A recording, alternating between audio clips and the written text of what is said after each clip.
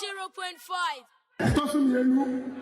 Ekufuadu se odi abrantie bi ba ama na be hihye Ghana sika ama emu aye de ama odi ahoto aye de abreye ye fa dollar no from 4 ye pam ye fi aban mu na dollar no was 17 yama how much the economy no na run na fa win election ma wo ho ye de 54 e de accord 17 e profile ye line e wo Ministry of Finance e gina ye konso e job sika areho ye de apam ye say fertilizer na beje ye wo ba subi ho no subi ye wie bro ho ya polus ya vote akofo kwa da so ha e bro ahi ye bia wa circle I lose to over 20,000 ye wie bro circle.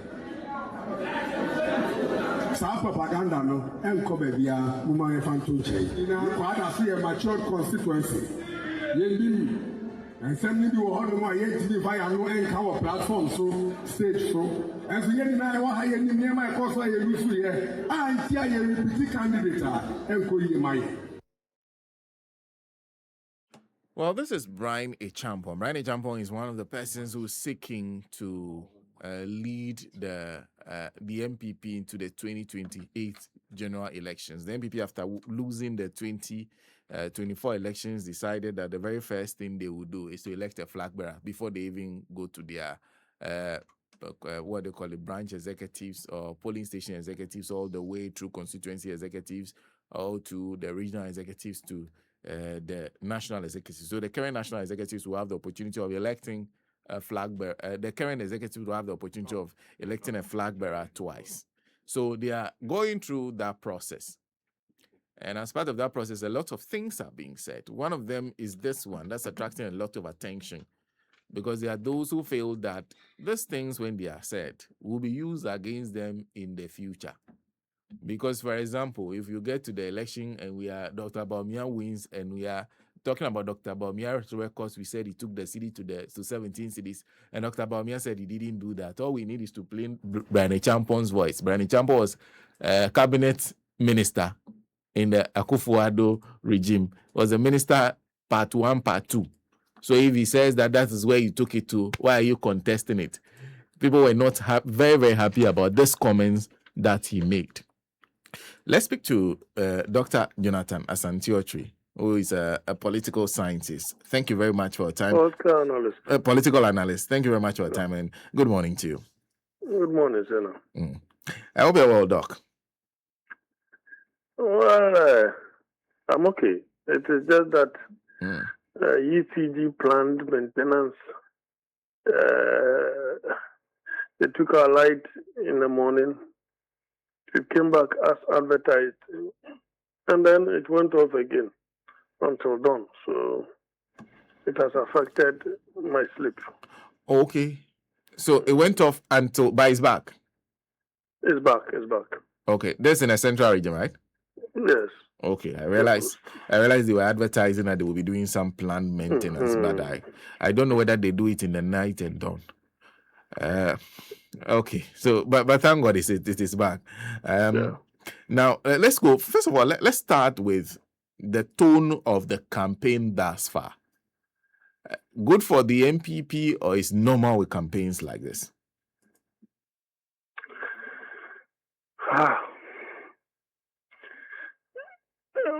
Well, it is intensifying. I said that it is going to get murkier along the line before it gets better. But if they are not able to put their act together after elections, then they should be ready for another implosion. But it is all good for the competition. But it should be a competition of ideas. They have taken their delight, as it were, in trolling each other by looking at the flaws of the opposing sections. I think Dr. Bawumia will take more of the flak, or is taking more of the flak, because he appears to be the leading candidate, and you don't expect the other side to be speaking good when they want to upstage him. So it is okay, but they just have to tone down with respect to the excesses and trying to dig deep and then giving below the belt punch. itself will also not augur well, especially when they are done and they will want to bring themselves together. That apart, this has become more intensified because of the top-bottom approach of the election. So it's like the other presidential candidates see it as a do and die affair for now, because you will not get that opportunity again. The top-bottom approach, as I said, will affect the unity of the party. It will affect internal democracy as well, because whoever wins will ensure that candidates or people who objected to their candidature will be cleared. They will find a way of bullying them out of the system. And that could go as far as even MPs, the sitting MPs and those who want to come on board. That is why some level of neutrality ought to have been demonstrated by some personalities within the party occupying very sensitive positions.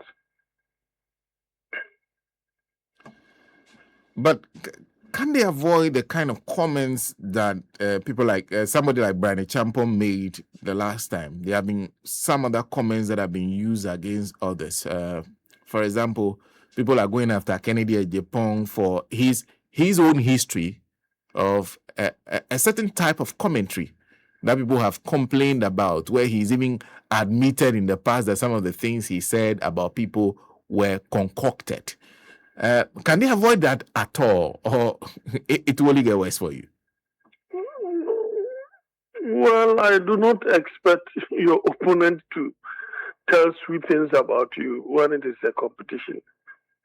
That is why I said to Mr. Kennedy Ejapong that if indeed you had a presidential ambition, and this ambition is not an afterthought, there was the way that you ought to have conducted yourself in the public space. That's why I think that his presidential ambition is an afterthought. It's something that he never planned. It came, as we used in the local palace, for shaggy reasons.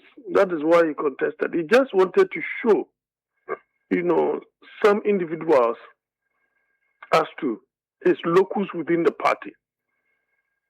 That is not a pushover. That's it. You see. So other than that, as he said, whether they were concocted or you were simply misconducting yourself in a public space. The internet, they say, does not lie. The data will be kept. So if I'm saying something today, I will not be able to defend tomorrow. I won't say it. If I say something today based upon a certain fact, a new fact come, and I realize I was wrong, I'll apologize accordingly, or I'll retract. You see, you need to conduct yourself in the public space in such a way that you'll be able to defend what you say with integrity.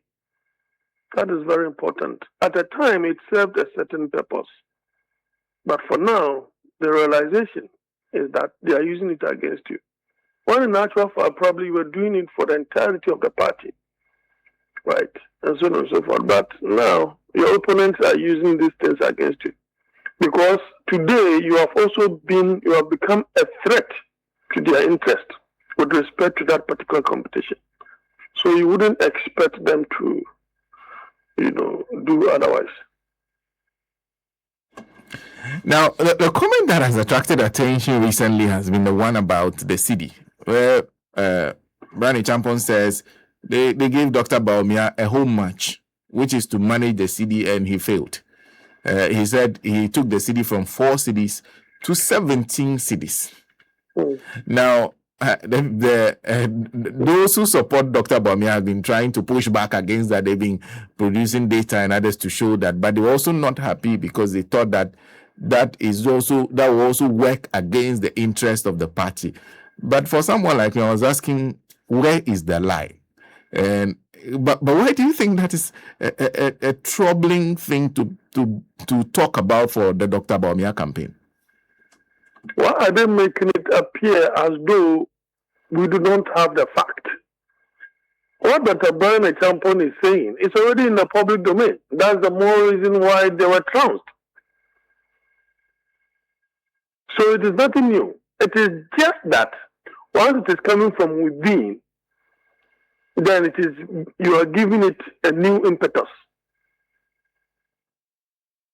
Because look, Dr. Bawumia himself has also had cause to throw certain punchlines. It may not be direct abusive language, but they hurt the sensibilities of people. They hurt the integrity of people, especially against the NDC, for example. Maybe because that one, it is an opponent from without. If you tell the NDC people that they don't read, what could be more insulting than that? It's insulting that they don't read. Here is the case you are given the opportunity, and sometimes even the data that you serve, you are data-driven, were inaccurate. You put forth data that the likes of Adongo challenged you, made you look empty. He called people names, incompetent. That is an abusive language. It hurts people's sensibilities. That being said, this idea of the currency is a fact. First of all, that is the amount you took it from. Others said 3.8, others said 4.0. Granted.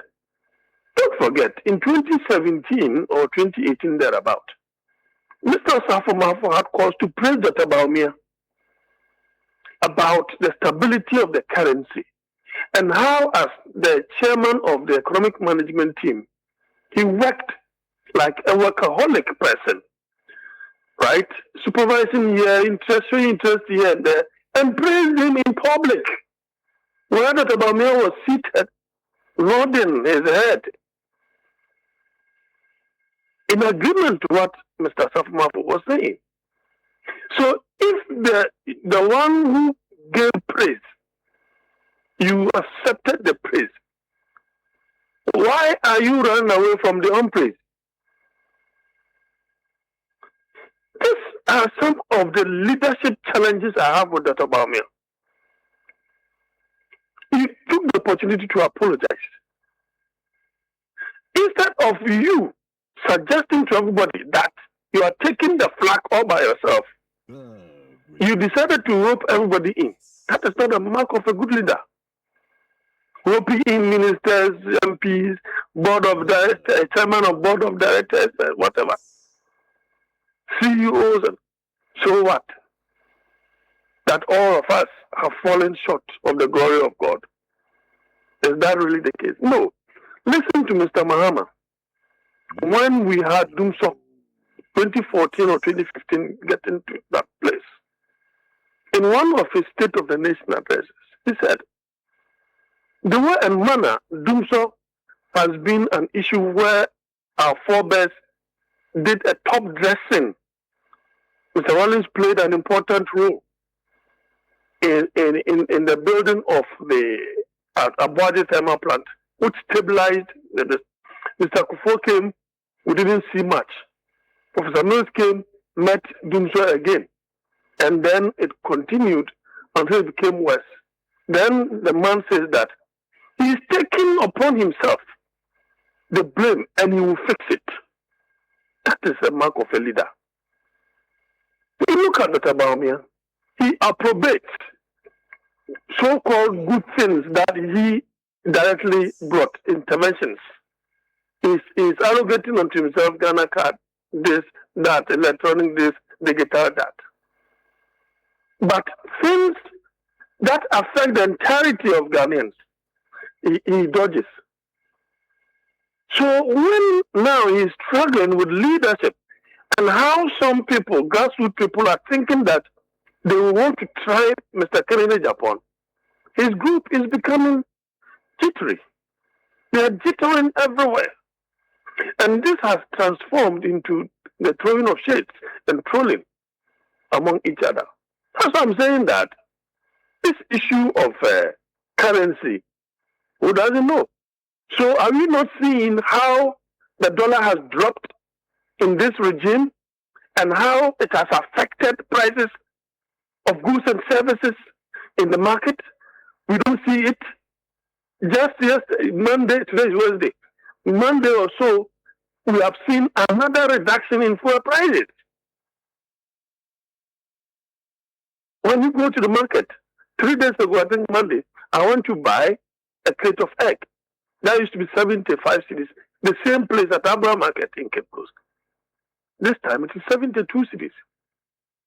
That tells you that the interventions the Greek ministry or the Greek minister and co are putting in place are ensuring that today we are seeing a single-digit inflation. In terms of food inflation, it has come down to about 9% to 11 point something. It used to be among the highest in the sub-Saharan Africa. That is leadership that others are showing, especially in the agric sector, as I mentioned. Because if you are not able to bring some of these interventions, you will not see the goodies on the ground. People will still say that now, Mr. Afenyomakin says that, we've seen some good, some development in this, but it is not reflecting in people's pocket. You are just putting a caveat there for us to know that you are the leader of the opposition. That being said, this throwing of shades, forgive my digression, this throwing of shades is because the competition is becoming more intensified and everybody else feel that the very person that they think is the presumptuous leader is not the right person to lead the party. That is why he's facing all these challenges. But I think that it shows that the competition is getting keener and keener, but they must also be very careful the kinds of things that they say, else it will be used against them in national elections, as the NDC did the 2024 election. But that's exactly my point, that, okay, you can expect this when it comes to a national election, but some of the salvos being thrown, at least you shouldn't expect it from within the party, where your competence when you work for the party and did not, perhaps you can say you did not do it alone, you chaired an economic management team among others. You don't expect that should be the subject matter of an internal election and said publicly and everybody hears it and works against you perhaps in the future. Is it not right to anticipate that those matters should not be part of the election process? One, I think they do not have message. They don't have, well-coordinated message that they will put forth for the delegates to vote for them. They do not have that. That's why they are resorting to this. Apart from that, every candidate must give reason why this person should not be considered. And you don't expect me to sing your praises. Then what am I doing in that competition? I must give reason why I should be voted for and why my opponent should not be voted for. Unfortunately for Dr. Bawumia, is now facing 4 other candidates because you have been there before and you want to be there. So it's like they are coming after your position. So you are fighting 4 others. And that makes his condition, a bit problematic. If I were the followers or the managers of Dr. Bawumia, we may decide to stay clear of some of these, tantrums that individuals put across when it comes to the, what's it called, the contest, so on and so forth. So if I were them, we will stay clear of that because I believe you are leading the pack.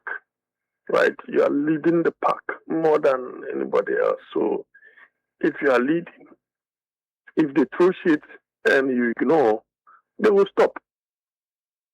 If you throw shit and you ignore, they will stop. That is what I think it should be.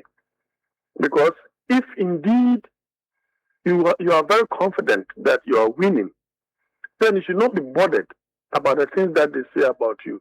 You should rather focus on the things that you believe you'll be able to do realistically for the delegates. But you cannot avoid the fact that this trolling within the party, will come up. Because as I said earlier on, I must sow seeds of doubt in the minds of delegates about you and your leadership qualities and what you past, where they find themselves. So it is some kind of emotional blackmailing of the delegates. Where we find ourselves as MPP is not good because of bad leadership that President Akufo-Addo and that of Dr. Bawumia ushered everybody into. So why is he coming back again? I must, blackmail emotionally the delegates, the mind of the delegates, that he does not deserve that second chance. Then they will also have to justify why he deserves another. So within that, space, there could be a kind of banter that will lead to a situation where, things of that nature are degenerating. It's just unfortunate. And I believe that the intervention of the former president too is in order. That was what I was coming to. Will it help in any way? I think it could help briefly. It could help briefly because you still have loose talkers around. And once a loose talker following any of them as a way of defending, their candidate goes about loose talking, then it will degenerate again, it will start again. And I think that when that one comes up, it could be worse. Unfortunately, at this point in time, I do not know the terms of agreement, and all those things, the MOUs that were signed before the campaign started. But all of this, the top-bottom approach has equally contributed. So if we knew, the MOUs or the terms of agreement that they signed or the parameters that they can go, they cannot go and all those things, then probably we'll be able to determine whether some people could be sanctioned. I don't know whether they will be able to sanction them post the elections. For now, you cannot sanction them. You can only name and shame. But that is the problem that they are facing now. But I dare say that intervention is quite welcoming. It's because he's now a statesman, served 8 years as the leader of the party. And so he commands some kind of respect. And so that intervention is appropriate. Doc, always a pleasure talking to you. Thank you very much. Dr. Jonathan ASANTE is a political analyst. Join us on the line all the way from Cape Coast. Today is the 22nd of October 2025. Do not forget. And it's 20 minutes past 9 here in the studios. We'll take you to the Western region.